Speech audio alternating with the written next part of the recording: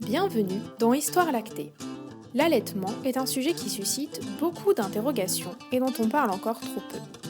Face à leurs questions et à leurs doutes, les jeunes parents se retrouvent souvent seuls.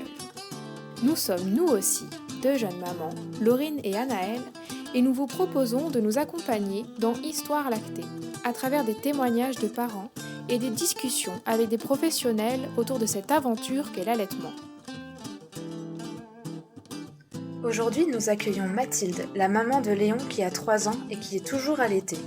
Dans cet épisode, elle nous raconte son expérience d'allaitement, mais surtout comment elle a réussi à combiner allaitement et la reprise de son travail de sage-femme en faisant des gardes de 12 heures, de jour et de nuit. Elle souhaite transmettre aujourd'hui qu'allaiter jusqu'au sevrage naturel, qui a lieu entre 2 ans et demi et 7 ans, est possible même en travaillant avec des horaires atypiques. Bonne écoute!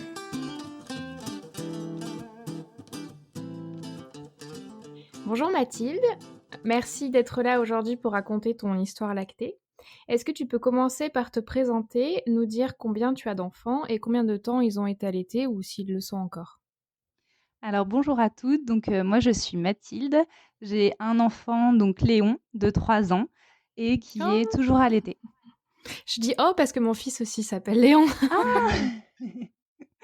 C'est un bel hasard, c'est un très Oui. beau prénom, Oui, en toute objectivité. évidemment, en toute objectivité bien sûr.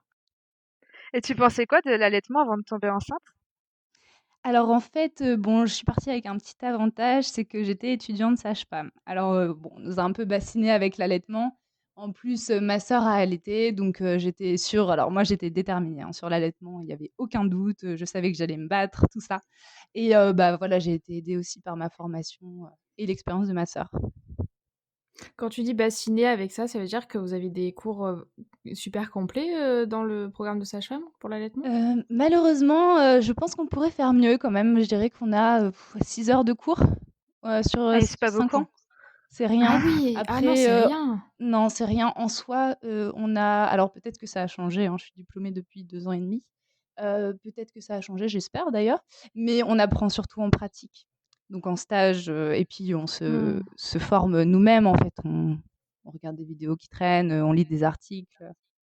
Ça dépend beaucoup de votre motivation aussi, personnelle peut-être?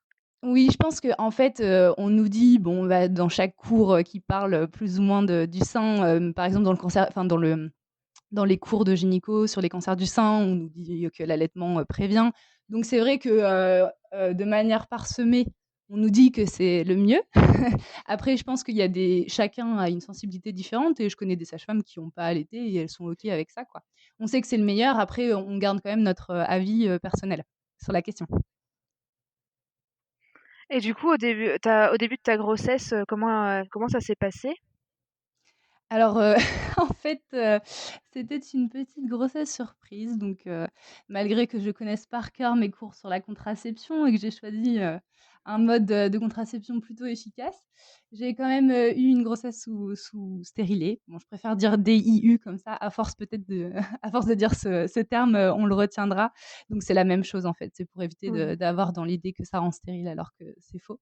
Donc voilà, j'ai eu une grossesse sous SDU, donc j'étais quand même dans les 0,4 heu, donc voilà et Pas de puis, bon, chance. ça a été un petit peu voilà, j'étais en dernière année en plus, c'était pas trop le moment et en fait, bon, bah, je l'ai très bien accepté, j'étais très heureuse à la fin et donc voilà, j'ai eu un début de grossesse un petit peu chamboulé et finalement, en fait, c'est la plus belle chose qui me soit arrivée parce qu'en dernière année, c'est quand même une année, enfin, c'est vraiment la pire. On est surchargé de travail et moi, j'ai eu de la chance de ça tombait bien, j'ai pu la faire en 2 ans. Donc première année, j'ai validé un certain nombre de choses, j'ai fait mon mémoire tranquille en congé mater et après la deuxième année, j'avais mes stages à faire et c'était plus facile, en fait. Donc voilà, du coup, ma grossesse, s'est très bien passée, même si, l'acceptation au début a été difficile. Après j'étais super heureuse et en fait, ça m'a vraiment permis de prendre du recul sur mon métier et d'apprendre plein de choses en parallèle parce que pour la première fois pendant mes études, j'avais le temps de lire des choses, diverses et un petit peu qui sortaient un petit peu du cadre. Donc c'était vraiment que du positif. Et puis tu as pu voir ce que c'était d'être de l'autre côté aussi. Ouais, voilà, c'est ça. Qu'en fait, on a beau apprendre des choses, mais on peut pas rentrer dans des cases et que le ressenti, de la femme enceinte est tel que, qu'on peut pas, c'est pas tout noir ou tout blanc, quoi. Et du coup, la volonté d'allaiter, elle est arrivée à quel moment? Avant tes études, pendant tes études, grâce à tes études? Du coup, j'arrive plus à me souvenir avant mes études. Franchement, je crois que j'avais pas d'avis sur la question. Je voyais personne allaiter, donc voilà, avis 0, je dirais. Je Mmh. crois que j'ai juste vu mes tantes allaiter, mais voilà, je crois que je devais me dire que c'était bien, mais sans plus.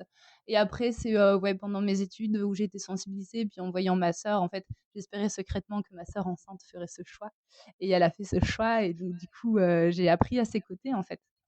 Je me suis pas posé la question au début de grossesse, j'allaiterai quoi. Enfin ça par contre je le savais avant d'être enceinte. Est-ce que vous avez pu, tu pu la soutenir, ta sœur, dans l'allaitement?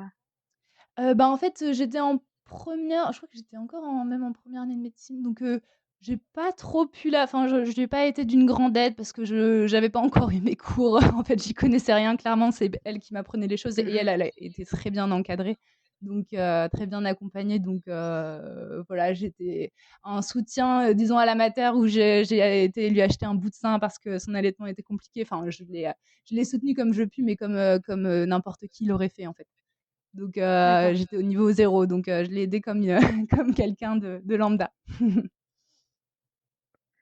Et tu t'es renseignée comment sur l'allaitement pendant ta grossesse, en plus de tes cours ou comme tu Ouais, non, l'aurais par fait pour, contre ah oui, alors quand même, j'ai passé ma grossesse, devant les maternelles.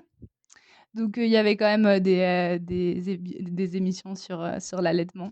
Donc j'ai un peu honte parfois de le dire, mais en fait, j'ai tout appris sur les maternelles.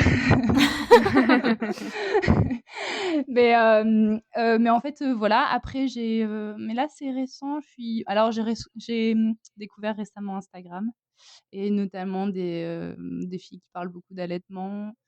Donc c'est une ressource supplémentaire, en fait et je me suis, je crois enfin, je m'étais inscrite au début sur, Facebook, sur des groupes d'allaitement, de la Leche League, tout ça, juste pour lire des témoignages. Mais, en fait, comme après j'ai pas eu de grands problèmes, voilà, j'ai pas non plus poussé mes recherches. Mais là, aujourd'hui, maintenant que j'ai changé de mode d'exercice, je me repenche un peu sur des vidéos. Il y a à pas de moi qui fait des vidéos super, enfin, Oui. c'est Ouais, vraiment bien fait.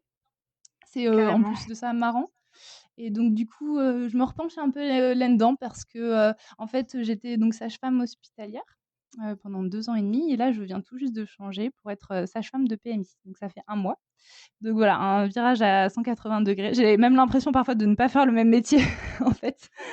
Mais voilà, les conditions à l'hôpital, vous êtes pas sans savoir que c'est pas c'est pas le top, hein. D'ailleurs, il y a une Oui. pétition, On en parle en ce moment, ouais. ouais, voilà, il y a une pétition de Anna Roy, pour qu'il y ait une sage-femme pour une femme en salle de naissance, donc je vous invite vraiment à la signer et Ouais. voilà, c'est vrai que c'est compliqué, hein, de travailler à l'hôpital, selon en gardant nos valeurs. Alors on le fait parce qu'on pense aux femmes et à ces nouveau-nés qui naissent, mais on y laisse de sa personne quand même et puis, bon, il y a pas que ça, hein, il y a aussi que mon enfant est rentré à l'école, donc j'avais envie d'un autre rythme. Mais du coup, c'est vrai que là, c'est différent parce que j'ai le temps de parler d'allaitement avec les femmes, les prépas d'allaitement, elles durent 1 heure et demie, 2 heures et puis, et c'est vraiment génial quoi de pouvoir, juste prendre le temps Mmh. d'écouter les femmes en fait et pas, être un Parce que courant tu d'air. trouves qu'à l'hôpital, même par rapport à l'accompagnement à l'allaitement, ça coince aussi? Ah oui, alors, bah, moi, donc faut savoir qu'à l'hôpital, enfin dans l'hôpital où j'étais en tout cas, il y a une sage-femme pour toute la maternité donc on devait voir, 15 patientes et leur nouveau-né, donc ça fait Ouais. 30 en tout, en 3 heures quoi, le tour. Donc voilà, moi je demandais vite fait si ça se passait bien l'allaitement. Je leur disais: «Bon écoutez, vous sonnez à la prochaine tétée, ce sera peut-être pas moi, mais il faut qu'on voit la tétée quoi» et l'après-midi, si j'avais un peu plus le temps, je m'y préoccupais, mais c'était surtout les Mmh. accompagnements d'allaitement, c'était la nuit quoi. La nuit, on avait un peu plus le temps. Mais c'est vrai qu'on était vraiment tiraillés entre, voilà, il y a un problème d'allaitement, OK, mais il y a aussi une patiente qui a une césarienne qu'il faut surveiller, il y a aussi tout le reste du service donc on est vraiment tout le temps à faire des choix. Alors, parfois le choix c'est bon, bah, tant pis, j'accompagne les femmes et je reste, 2 heures après ma garde pour faire les papiers. Mais ouais, c'est des choix à faire en fait, c'est très compliqué. Mmh. Ouais, compliqué, ouais. Ouais, ouais. Alors il y a des gardes calmes évidemment, mais ça se Mmh. fait rare quand même. Ouais, malheureusement, ça, c'est un énorme problème. Et puis oui, et l'accompagnement d'un allaitement juste après la naissance. Faut savoir que nous, on a 3/4 d'heure à 1 heure de papier à faire après la naissance, donc clairement, on met au sein, mais s'il n'arrive pas à téter, que l'aide-soin non plus est pas dispo, que l'aide-soignante, pardon, est pas dispo, ben, on se dit, «Bon, bah, voilà, désolé, il a pas réussi à téter, quoi». Parce qu'on a d'autres femmes Ouais, à gérer d'accord. aussi, il faut qu'on avance dans les papiers, donc c'est tellement frustrant. Donc voilà, signer la pétition. On va peut-être faire bouger les choses. Mmh. J'y crois moi en tout cas. J'ai Ouais, l'impression qu'il y a vraiment un mouvement qui est en train de naître et cette, sage-femme, elle est super et elle a une notoriété, elle est suivie par c'est plein vrai, d'autres ouais. femmes et donc j'y crois. Pour mes collègues et pour tous les nouveau-nés à naître. Et du coup, ton accouchement à toi s'est passé comment? Alors, pas du tout comme je l'avais imaginé, donc là, je lance un appel, j'ai envie de l'écrire sur une banderole, mais envisagez la césarienne dans pendant la prépa. Parce qu'en fait, moi, je m'étais imaginé un accouchement, le plus physiologique, possible, dans l'eau, sans péridurale. Enfin, j'étais vraiment partie dans un délire. Bon, en même temps, c'est parce que j'avais besoin de, voilà, de me projeter, d'y croire. C'est bien aussi d'avoir des envies, mais je m'étais dit: «La césarienne, c'est pas pour moi, quoi». J'en aurais pas. Enfin, je l'avais même pas, mis dans les possibilités et je suis un peu tombée du 8e étage, quoi, là, c'est le cas de le dire. En fait, bon, j'ai quand même, été un petit peu j'ai quand même pu, vivre un peu mon projet parce que je suis allée jusque 6 centimètres sans péridurale et après on a dû en poser une pour une indication fœtale, en fait. Il y avait des troubles du rythme, donc voilà, fallait quand même, être sécuritaire.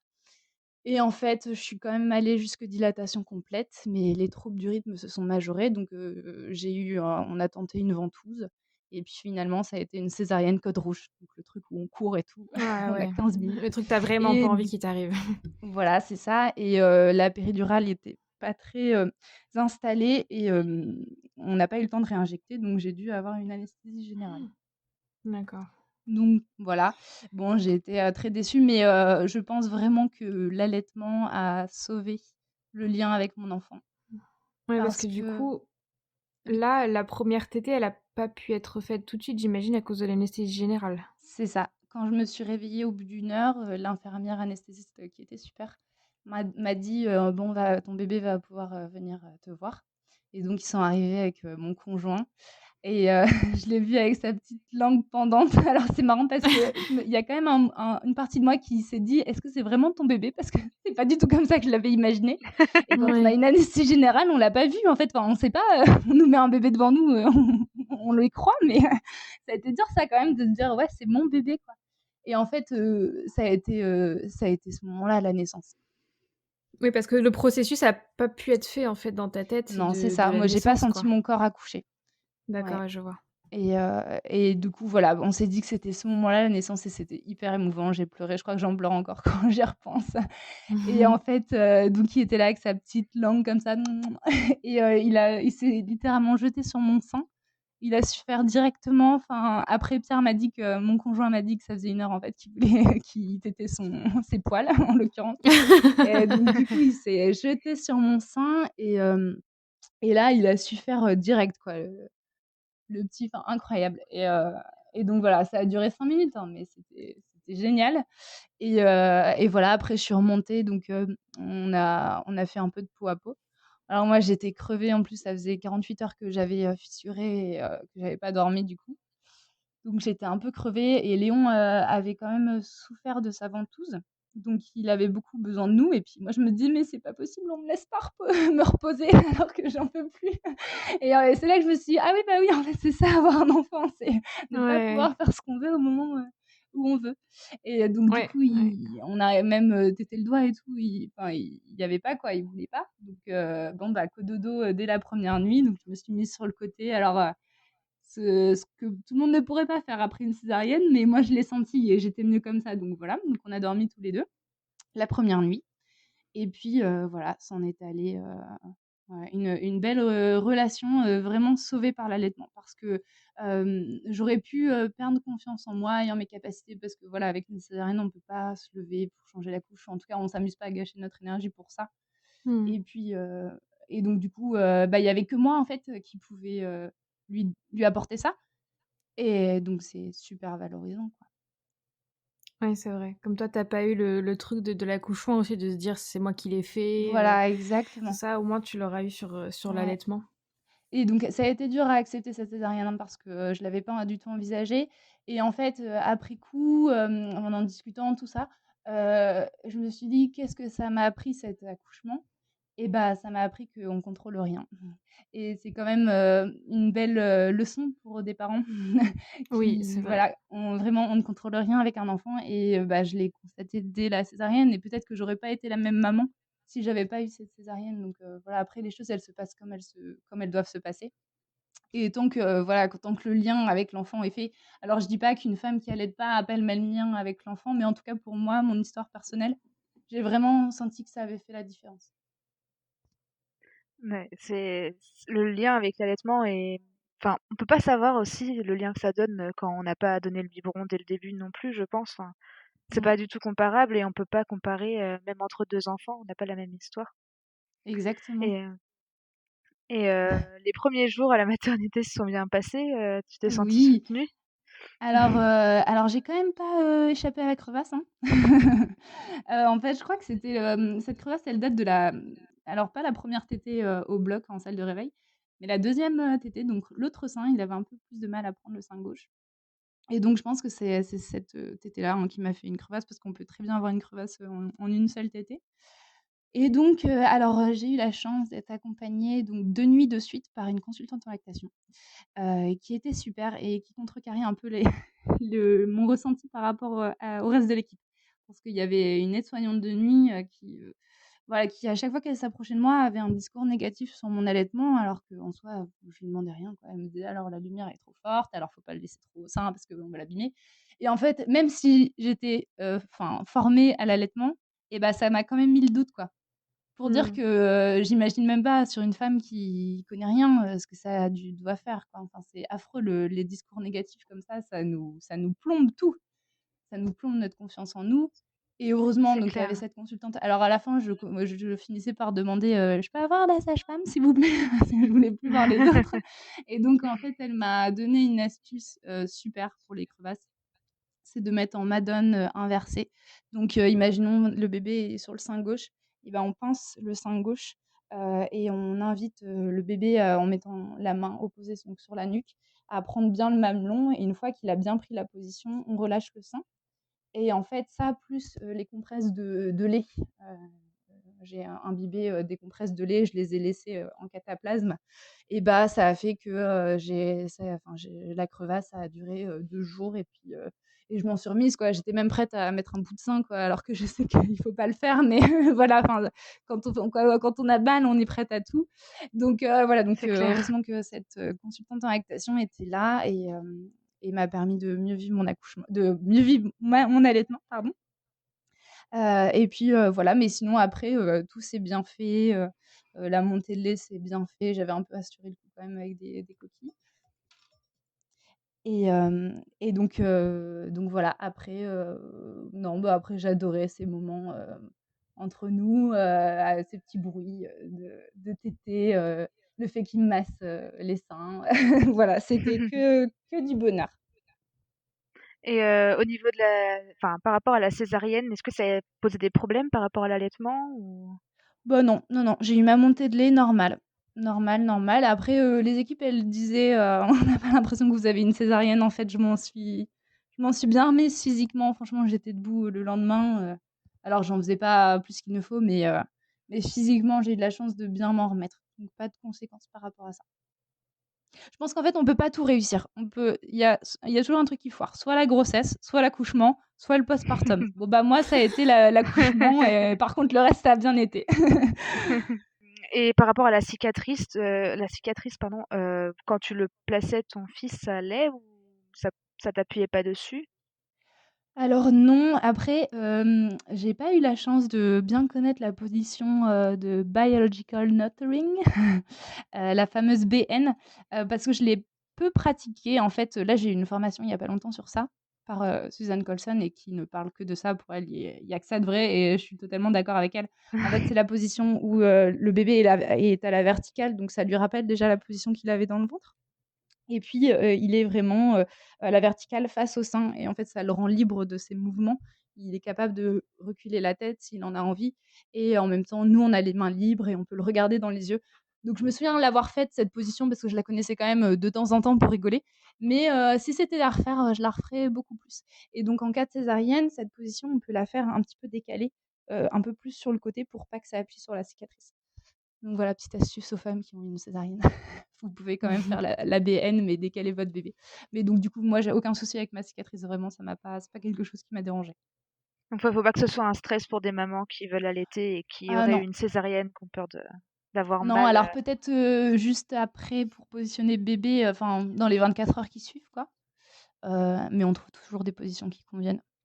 Et quand, tu es retournée chez toi, ça s'est bien passé aussi? Pour les premiers jours à la Heu maison? Oui, après moi j'avais un bébé téteur, hein. Un bébé, téteur professionnel, mais qui avait besoin de téter, pas forcément mon sein parce que je voyais bien qu'il parfois il en voulait pas, c'était autre chose. Donc comme je ne voulais absolument pas mettre de tétine, je me suis acharnée avec mon petit doigt. À force de crampes et de d'énervement, bon on a dégainé la tétine au bout de 3 semaines. Donc voilà pour dire que bon parfois c'est bien d'avoir des idées, mais on s'adapte, de toute façon au fur et à mesure avec son bébé, hein. Là, en Mmh. l'occurrence, c'était pas possible de s'en passer de cette tétine et voilà. Après bon, là, maintenant on commence à parler du mois d'or, tout ça, le postpartum, le repos. Moi, j'ai pas trop été là-dedans, enfin, parce que je savais pas en même temps et donc du coup, je faisais n'importe quoi franchement, j'ai fait une petite rando, enfin une petite balade, genre de 3/4 d'heure, 15 jours après mon mon Mais sur accouchement. le J'ai coup, on fait a du l'impression qu'on surf. peut le faire. De quoi?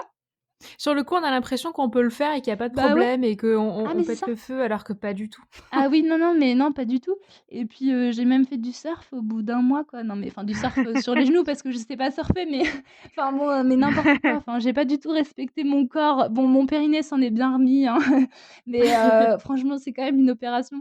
Donc c'est vraiment faites ce que je dis parce que je fais, en fait, d'une manière générale. Mais voilà, donc j'ai pas trop fait le postpartum sacré. Je me suis sentie un peu quand même, isolée. Bon, parce qu'aussi j'étais, la seule, de mes amies, bah, enfin j'étais encore jeune, hein, j'étais encore, enfin jeune, ça dépend comment on se situe, mais en tout cas mes amies n'avaient pas d'enfants, donc elles pouvaient pas forcément comprendre ma fatigue, Mmh. chronique. Ouais, Après j'étais soutenue, par mes sœurs, hein, tout ça, enfin et mes amis aussi me soutenaient, mais c'est vrai qu'il y a quand même cet isolement, qu'on ressent. Donc c'est pour ça qu'après je totalement, suis ouais. allée, et puis bon, j'habite un peu dans un désert médical et je me suis, donc pour avoir des choses avec des assos, des trucs un peu sympas, fallait que j'aille, à 45 minutes de chez moi. Donc je le faisais, mais bon, forcément Mmh. de manière plus ponctuelle et j'ai fait des cafés allaitement. Alors là, c'était génial franchement, j'avais un peu peur d'y aller toute seule au début, mais les femmes là-bas sont tellement bienveillantes et j'ai appris plein de choses. Alors, pas bah, sur l'allaitement, mais pas que, parce que pour moi, c'était pas vraiment le souci, mais sur, la diversification menée par l'enfant. Enfin, ça a ouvert plein de portes chez moi et donc là, ça fait vraiment du bien de se retrouver avec des femmes qui ont les mêmes idées que nous, parce que quand même on se cherche, je trouve, en tant que parents. Au début, on sait, Oui, bon, on voit l'éducation qu'on a reçue, on sait que, bon, on veut pas forcément faire pareil, mais on sait à peu près vers quoi on tend, mais comme on n'a pas d'exemple, donc moi je me suis raccrochée à 2-3 amies et puis, ce groupe de femmes qui, bah, je me disais: «Ouais, ce qu'elles font, ça me parle et j'ai envie de faire pareil» et je leur disais: «Et quand tu fais ça, toi, tu fais quoi?» Donc franchement, oui, se rapprocher des gens, qui qui enfin vivent la qu'on même chose un admire peu. quoi. Puis qu'on Voilà, les c'est mêmes ça. centres d'intérêt que nous au final, parce que enfin moi par exemple Exact. mes amies elles ont pas du tout les mêmes centres d'intérêt alors quand je leur parle des fois j'ai l'impression de leur bassiner en parlant, enfin de les bassiner en parlant de mon fils constamment, mais j'ai C'est ça. j'ai que ça dans ma vie et donc Bah oui, c'est vrai. Mais c'est un tel chamboulement que ouais, ouais, ouais, donc ouais, pas hésiter à se mais moi je le vois bien, hein, que, bah, les collègues avec qui je m'entends le mieux, bah, c'est les femmes, qui ont des enfants et qui ont les mêmes idées que moi. Enfin, c'est normal, c'est un tel bouleversement qu'on a besoin d'en parler, d'en parler et d'en parler quoi, et il faut. Ces cafés allaitement, tu les as trouvés par le biais d'une association? Ah, comment j'ai trouvé? Bah, du coup, je connaissais l'asso déjà, parce que la femme était intervenue dans une clinique dans laquelle j'étais en stage. C'était quoi comme Donc, association? la boîte à outils à Amiens. D'accord. Donc c'est une asso, bah, de parentalité bienveillante, de portage, d'allaitement, où elle fait pas mal d'ateliers, donc j'avais un peu gardé l'adresse et donc j'y suis allée, notamment, à l'occasion des cafés d'allaitement et puis des petits ateliers, des ateliers peinture, des ateliers motricité libre, voilà, c'était ouais. J'aurais aimé y aller plus, hein, mais à 45 minutes, on y réfléchit quand même à 2 fois. Oui, puis avec un bébé aussi, c'est pas évident. C'est ça, ouais. Faut un bébé qui aime la voiture. Oui. Ça va, j'ai fait à mi-temps. Et par rapport à pardon? Par rapport à tes études, comment ça s'est passé du coup, tu as pu avoir un congé maternité? Comment tu t'organises avec la fac? Oui, c'était un arrangement, alors elles ont été vraiment super arrangeantes. Bon, ce qui est plutôt rassurant pour une école de sage-femme, mais elles ont vraiment été super arrangeantes. Donc enfin ça s'est trop bien goupillé. J'avais, commencé mon année donc j'étais, mon début de grossesse, c'était en septembre et donc j'ai commencé l'année, comme si de rien n'était et comme, voilà, avant les 3 mois, on sait jamais comment ça va finir donc j'ai tout fait quoi, les stages, les examens, donc j'ai pu valider mes examens du premier semestre et après j'ai arrêté de faire les stages. En fait, au début, je voulais tout mener d'une main de maître. Ça me menait jusqu'à 15 jours avant mon terme. Et puis, genre, avec l'oral d'obstétrique 15 jours avant. Et je me suis dit, bon, allez, vas-y, je vais le faire. Puis après, je me suis dit, non, mais ça me stressait trop. Je me suis dit, bon, allez, c'est bon, t'es pas à un an près. Et j'ai bien fait parce que, voilà, les stages, j'ai 1 heure de route pour aller à l'hôpital le plus proche. C'est des gardes de 12 heures. Clairement, quand je vois mes copines, comment elles ont galéré, enceintes, j'aurais jamais pu.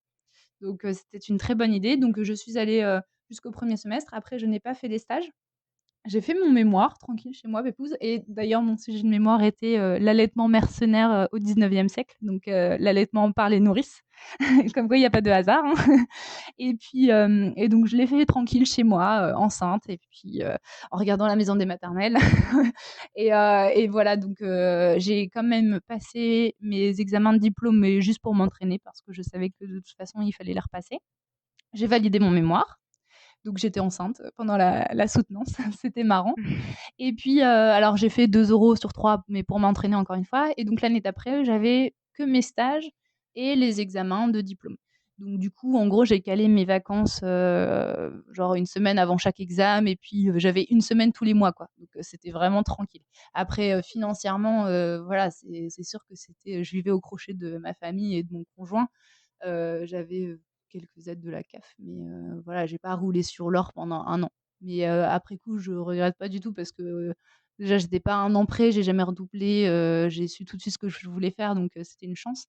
Donc j'étais pas à 1 an près et en plus, bah, voilà, j'ai quand même pu, donc j'ai eu 4 mois de congé, «maternité» entre guillemets et donc c'était bien. C'était bien, après coup, peut-être je me suis dit: «J'aurais pu prendre plus», mais j'ai préféré quand même assurer mes vacances, plus souvent et avant notamment mes examens. Oui. Mmh. Et donc j'ai tiré mon lait, et en stage. Donc j'ai testé, tous les tire-laits possibles des maters et à chaque fois les sages-femmes, elles rigolaient: «Alors tu as tiré combien?» Et donc voilà, j'ai testé, le bandeau d'allaitement pour avoir, les mains libres. Donc sur des gardes chargées, je mangeais en tirant mon lait et quand j'avais pas le temps de tirer une deuxième fois, je tirais en voiture, sur le chemin du retour. En C'est pas conduisant? trop compliqué? En conduisant. Bah, en soi, ça change rien, en fait, hein. J'avais pas envie de partir, 1/2 heure plus parce que moi, je tire mon lait lentement, j'ai pas trop de chance. Quand je voyais des collègues tirer leur lait en 10 minutes: «Ah bah oui, c'est vrai, ah!» Moi, j'avais la rage. Moi, c'était 1/2 heure pour tirer, 200 millilitres et donc j'avais pas envie de partir 1/2 heure plus tard et j'avais quand même envie de tirer mon lait 2 fois dans la journée parce que j'étais toujours en rate de lait. Donc je tirais mon lait en voiture, voilà, je mettais une écharpe en hiver et bah, à 21 heures, il y a plus grand monde sur la route et je me souviens une fois, ma sœur m'a dit: «Ah, mes parents devaient déménager, il y avait du lait dans le congèle, du lait de ma sœur» et donc elle m'a dit: «Bah, écoute, j'en ai trop, écoute, vas-y, prends-en». Je fais: «Ah bah, oui, bah, là, je dis pas non parce que je suis tout le temps en rate donc 1 ou 2 pochons de réserve, ça me gênera pas». Donc voilà, j'ai donné le lait de ma sœur à la nounou, ni vu ni connu. Et voilà Trop et c'est ça cool. qui est super dans l'allaitement, c'est qu'il y a tellement une sororité qui se fait. Moi, une fois, j'étais avec, une amie et j'avais son enfant, en portage et puis, voilà, je l'avoue, sa petite, a cherché, en fait, a cherché à téter, puis elle était tellement bien sur moi et puis, bon, alors mon enfant était pas là, hein, ça aurait peut-être été différent s'il était là Puis elle m'a dit: «Bah, écoute, elle veut téter», je fais: «Bah, moi ça me dérange pas, hein». Puis elle a dit: «Bah, il y avait bien des nourrices avant» et donc voilà, j'ai allaité, Bien j'ai eu le sûr. bonheur d'allaiter, sa fille. Donc c'était un honneur et franchement, je trouve que c'est un tel alors peut-être que ça en choquera, 1 ou 2, mais justement, comme ça, j'habitue les gens à ce genre de choses et en fait, c'était un tel bonheur de juste, de l'aider parce que, cette amie, elle a des jumelles et voilà, enfin, je veux dire, elle galère et voilà et c'est l'entraide entre femmes, quoi et ça devrait être normal. Bien sûr, ouais, ouais, ouais. Donc voilà, nos aventures de mère, allaitantes. Et du coup, il était gardé, ton fils? Oui, par une nounou et donc une super nounou qui nous a suivis dans nos délires de diversification menée par enfant et d'allaitement. Donc je lui donnais le lait le matin et puis, bah, du coup, c'est bien parce qu'il y a pas toutes les contraintes de la crèche où, faut congeler le lait, faut mettre l'heure, la date et tout. Oui, Alors ils non, ont nous, on était carrément des à l'arrache, hein, protocoles sanitaires, un peu ouais, c'est ça. stricts. Mmh. Alors nous, on donnait du lait de 5 jours, c'est vraiment en fait ce que je dis, pas ce que je fais, hein.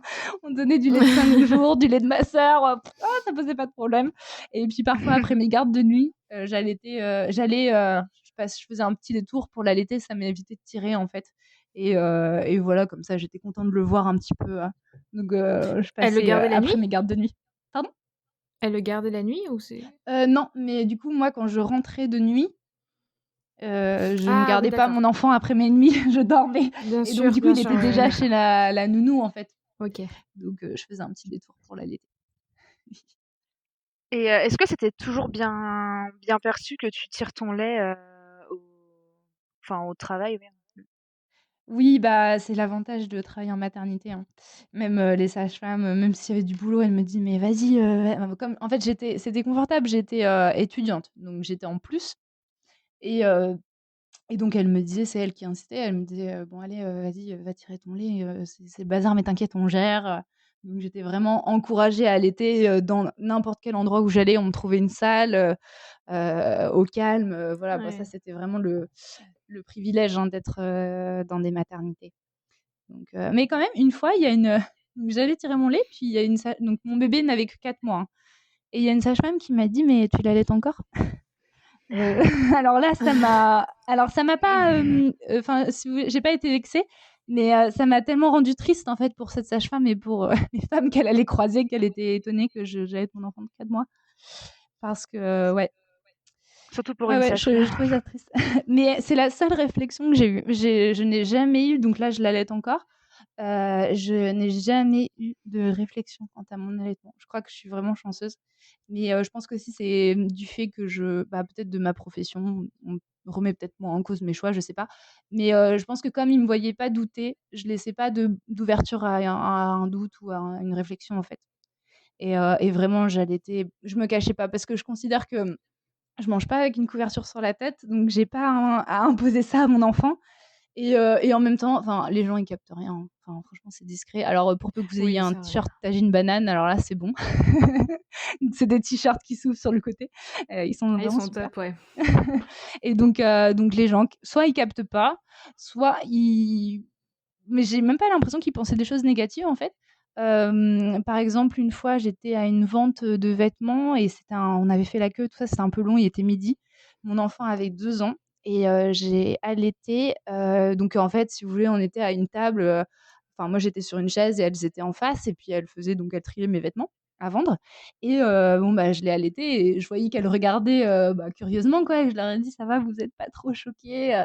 Et puis elles m'ont dit: «Ah non, non, pas du tout, oh non, c'est super, c'est naturel».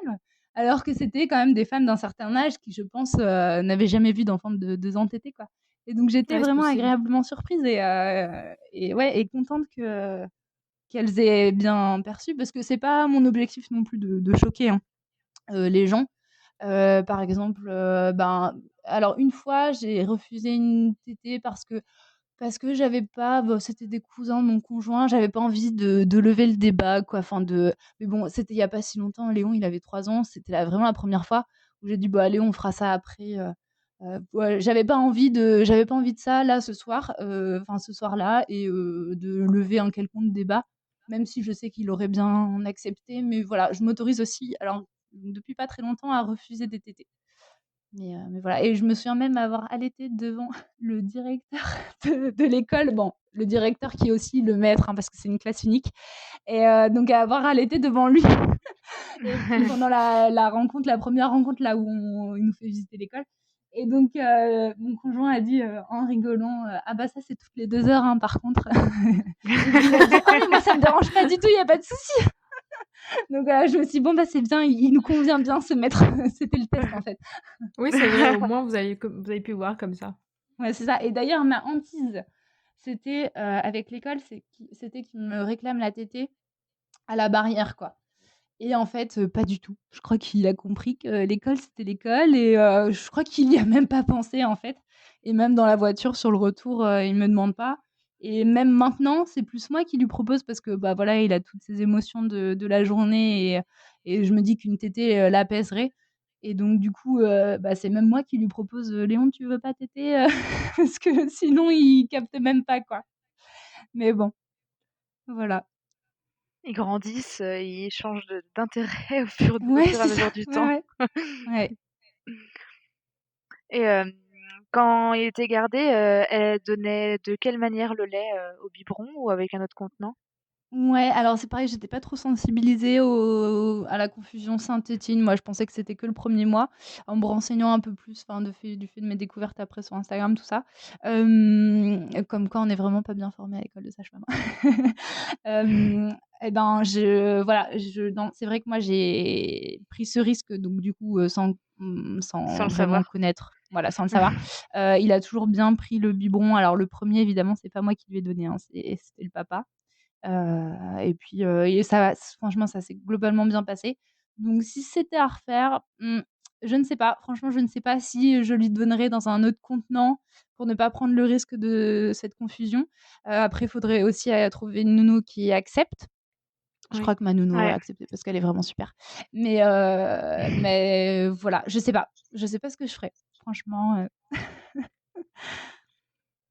ouais, c'est pas facile les modes de garde, un jour ce sera peut-être un peu plus connu, ce sera peut-être un peu plus simple, mais ouais, c'est ouais. vrai. Et donc tu disais que tu allaites encore maintenant.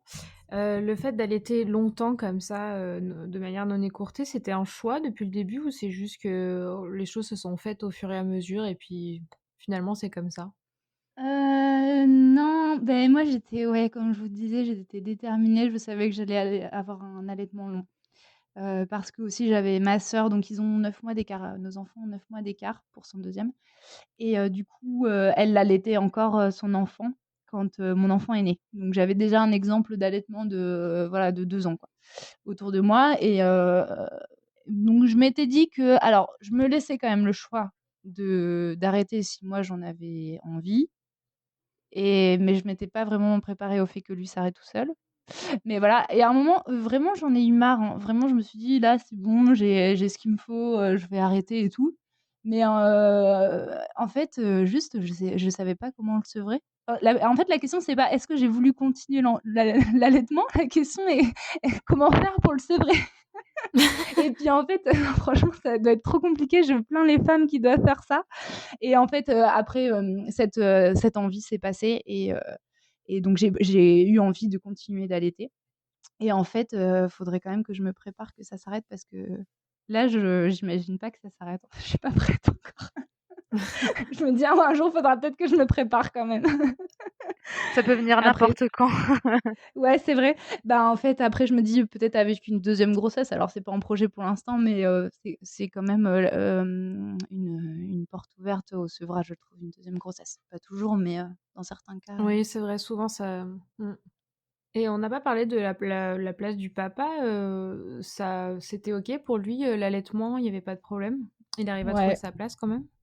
Ouais, franchement, alors lui, il pense pas du tout que c'est par la nourriture que le lien se fait et puis, globalement, il m'a toujours suivi dans mes délires donc il a même accepté de faire les couches lavables alors, pour vous dire. Donc Ah je ouais. crois qu'il savait avec à Ça, qui c'est les j'avais super affaire. papas. Ouais, c'est ça et donc non, ouais, franchement, pour le coup, c'est vraiment un super papa. Il m'a toujours, soutenue, pas de problème. Après les trucs de la nuit, que le papa se lève et tout, bon, moi, je lui aurais pas imposé ça parce que je considère, alors j'ai peut-être une vision ancienne, mais pour moi, comme je travaillais pas, c'était, enfin voilà, les nuits, c'était moi. Bien que quand même, jusque 23h, c'était lui qui gérait le petit quand il avait ses pleurs du soir et que j'avais envie de me reposer, donc il gérait quand même bien. Mais après la nuit, voilà, de toute façon, il dormait avec nous, donc il tétait, et puis voilà quoi, il avait pas à se lever. C'est moi qui C'est changeais les couches, l'avantage, tout ouais. ça. Mmh. Voilà, ouais, je pense que lui a bien aimé ça du coup aussi. Qu'est-ce que tu aimes le plus dans l'allaitement? Ce que j'aime, alors c'est déjà, je suis une grosse, glandeuse, j'aime pas trop faire la vaisselle, tout ça, donc là, c'est vraiment pratique. Je me reconnais un Donc peu là-dedans. voilà, c'est comme la diversification menée par l'enfant, en fait, c'est un truc de Ah, c'est flemmard vrai. aussi, hein. C'est qu'on n'a pas envie Clairement. de faire, c'est qu'on a envie de manger chaud et on n'a pas envie de donner, la la purée à la cuillère. Non, c'est pratique quoi, en balade, on peut poursuivre la balade un peu plus longtemps, j'ai jamais peur que mon enfant ait faim quoi, où que je Ça, c'est sois, vrai, et ouais. encore aujourd'hui, maintenant, si j'oublie, un petit encas, je me dis: «Bah, au pire, il y a la tétée quoi». Et puis, après c'est, le fait de répondre, aux besoins de mon enfant aussi. Je me dis: «Elles doivent bien être embêtées les mamans qui peuvent pas allaiter ou qui ne veulent pas allaiter», parce que, bah, si ton enfant il a faim, 1 heure après le bib, tu es un peu coincé quand même. Ouais. Et donc moi, alors quelle que soit la raison, hein, un petit peu faim, bon bah voilà la tétée, un petit peu mal, la tétée, un petit peu froid, la tétée, envie de s'endormir, encore la tétée. Donc en fait, ça répondait à tous ses besoins. Donc ça, c'était vraiment pratique. J'avais pas de questions à me poser, dans le doute, une petite tétée. Donc ça, c'est vrai que c'est un truc qui est resté. Alors je pense que, c'est controversé, la tétée quand, l'enfant s'est fait mal. Parce que moi, je l'ai toujours fait parce que voilà, j'avais envie de le soulager quoi, et comme la tétée est quand même antalgique. Après, aujourd'hui, j'essaie, de d'abord l'écouter, de lui dire: «Ah, tu t'es fait mal», de lui faire un câlin, et après, voilà, maintenant du coup, c'est lui qui me la réclame, il me réclame la tétée et je ne lui refuse pas. Mais Mmh. donc peut-être, d'abord, selon l'âge de l'enfant, on va l'écouter, dire, «Ah, tu mal, mince, tu t'es fait mal où? Ça va?» Voilà, l'écouter, le câliner. Mais bon, moi, j'avoue que j'ai toujours donné la tétée quand mon enfant avait mal. Alors certains disent que, c'est pas top parce que ça fait un peu un type de récompense et du sucre et ça associe Bah, la en fait, comme tétée, la tout ça. tétine aussi un peu, de dire, «Ah Oui, bah, ça va pas, je te mets la tétine dans la bouche ouais, et ça ira mieux». exact, ouais, c'est ça. Et donc je pense que c'est la façon dont on le fait. S'il y a un temps Sûrement, d'écoute ouais. avant. Voilà, mais franchement, je changerai sûrement d'avis encore dans 2 ans quand j'aurai lu plein de choses. Enfin voilà, rien n'est arrêté, mais bon, voilà, moi j'ai fait ce choix-là en tout cas de donner la tétée quand il Mais c'est ce avait que mal. tu dis, je pense que c'est vraiment la manière dont c'est fait parce que la tétine, c'est pareil. Mmh. On peut la donner directement, mais suivant la manière dont c'est fait, certainement, ça rendra pas la même chose, quoi. Ouais, c'est ça exactement, je suis d'accord. Puis au Mmh. final, un câlin pourrait être aussi une récompense, donc Aussi, ouais, Oui, c'est vrai. c'est ça ça, vient avec tout, donc c'est c'est ça. ça empêche Entre pas le de câlin faire, et la tétée, il n'y a qu'un pas, hein. ouais. Puis après, on fait comme on peut pour survivre aussi quand on est à Ah bout, bah ça, ah bah, on On est fait au bien plus d'accord, on fait simple, ce hein. qu'on peut, hein. Ouais, voilà. exactement. Et quel conseil est-ce que tu donnerais à une maman ou à une future maman par rapport à son allaitement? Bah, je lui dirais de se faire confiance. De ne pas écouter, les discours négatifs, de prendre vraiment ce qu'elle veut, de bien se renseigner, en amont, de lire des choses, de traîner sur la Lecce League, de regarder, des vidéos de «À pas de moi», d'acheter des t-shirts «Tagine banane». Je pourrais faire du placement de produits en vrai. Non, de se faire confiance, de se faire un cercle d'amis, bienveillantes, ou donc voilà, de bien se renseigner, de s'entourer de personnes bienveillantes, de se faire confiance. Ouais. Et puis, juste pour rigoler, on a calculé le nombre de litres de lait que j'avais produit, au total depuis le début.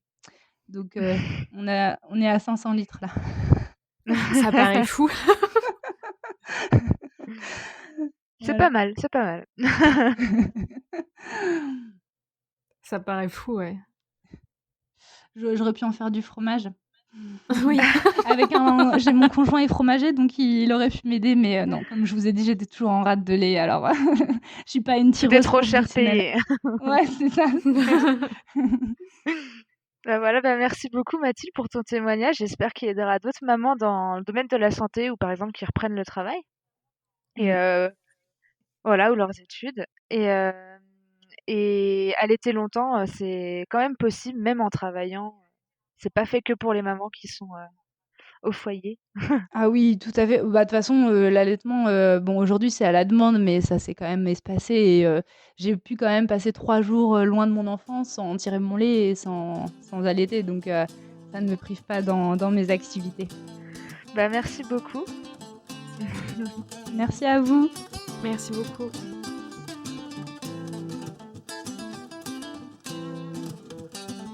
Voilà, cet épisode est déjà terminé. Nous espérons que le témoignage de Mathilde aura pu vous rassurer. La reprise du travail est possible en continuant d'allaiter. Merci encore Mathilde pour ta bonne humeur et tes anecdotes. Si cet épisode vous a plu, n'hésitez pas à le partager autour de vous. Vous pouvez également nous suivre et nous faire part de vos commentaires sur Facebook ou Instagram. À bientôt pour une nouvelle histoire lactée.